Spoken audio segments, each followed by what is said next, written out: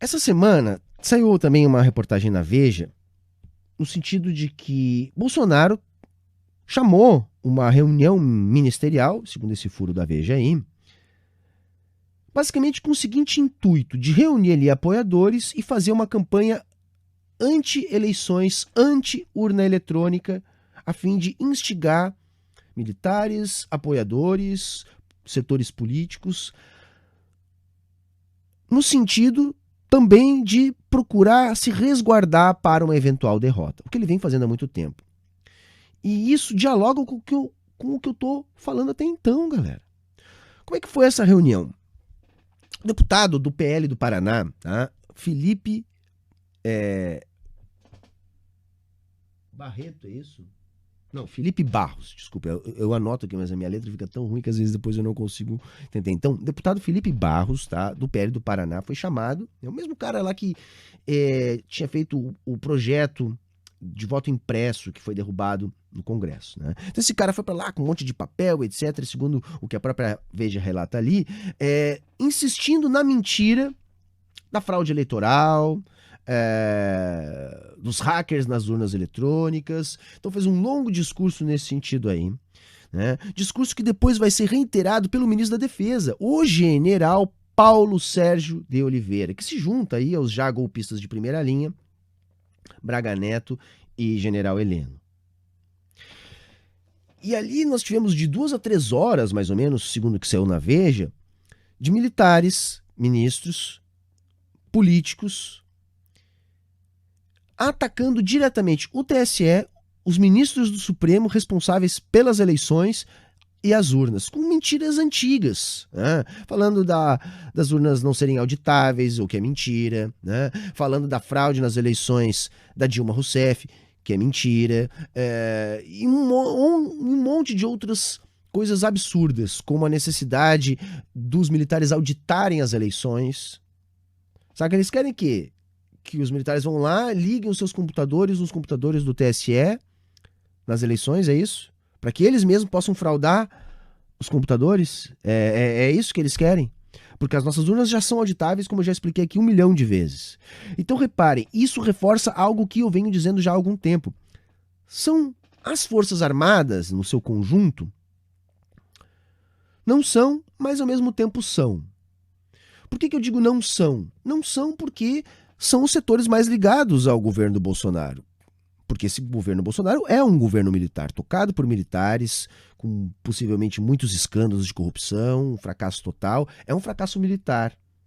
Então há um ímpeto de impedir qualquer investigação sobre esse fracasso e também uma vontade de se manter na teta farta do governo, né? Militares ganhavam 30, 40 mil por mês, estão agora ganhando 100, 150 mil por mês no governo. Além de todo o poder político, né? De estar indicando licitações, de estar indicando cargos, essa galera quer manter isso tudo. E diante de uma possível derrota nas urnas, também pode estar ajudando nessa puxada de tapete para se manter nessa teta farta do Estado e ainda evitar qualquer possível investigação contra si, né? Então são os militares no modo geral, mas não são todos, porque são aqueles que estão no governo militar. Não dá para separar muito. Por que não dá para separar muito? Porque os militares que não estão no governo, no mínimo, estão fazendo vista grossa para esses.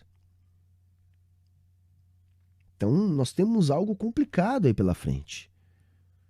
Os militares, no seu conjunto, vão comprar uma aventura golpista diante desse ambiente que o próprio Bolsonaro está criando, dessas mentiras a respeito das eleições, das urnas, etc.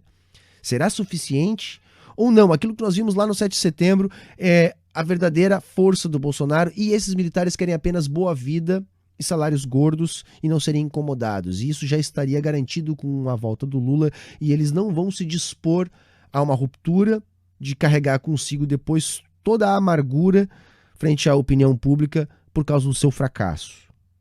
Eles saíram em 86 lá derrotados, né?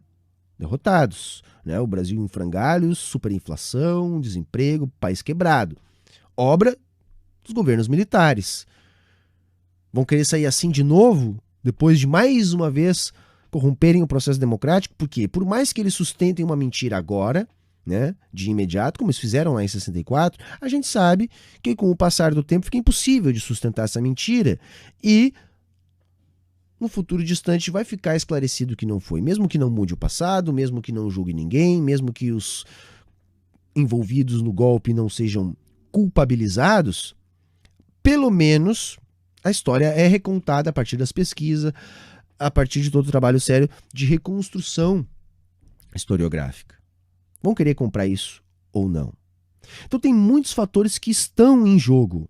Ele quer vencer as eleições, mas ele está ainda levando adiante o projeto golpista com os militares, e isso passa pela fiscalização das eleições, a auditoria das urnas, e esse governo militar tomando a dianteira das críticas ao TSE. A gente tem que prestar muita atenção nisso e para a escalada disso, porque eu acho que aí temos sim um problema, nós não podemos dizer que não há risco. Temos sim um problema e temos que prestar atenção. E para além disso, ele continua instigando o povo, porque se tiver povo na rua, tiver quebra-quebra, tiver guerra civil, tiver levante, ainda tem mais motivo para os militares entrarem em ação, como apaziguadores e garantidores da ordem.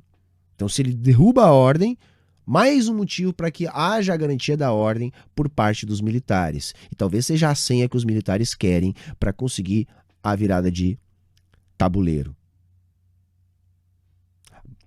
Não tá fácil, galera. Tá realmente bastante complicado.